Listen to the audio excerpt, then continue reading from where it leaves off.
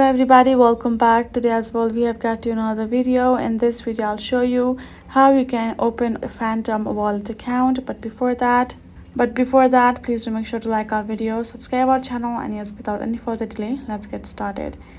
So go ahead, simply open up your particular app on your phone, and now this is how the interface is gonna pop up. Now for you to create an account, simply tap on this option of create a new wallet. Now go ahead, turn this on if you want your Face ID to be used for the authentication purpose. Now tap on next and simply choose the secret recovery phase.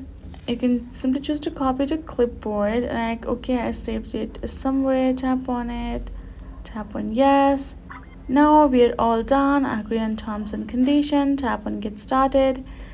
Require your Face ID, tap on understood and not now, and there we go. Account has been created. You can do some add additional settings by going to the setting of your account. So that is how you can do it.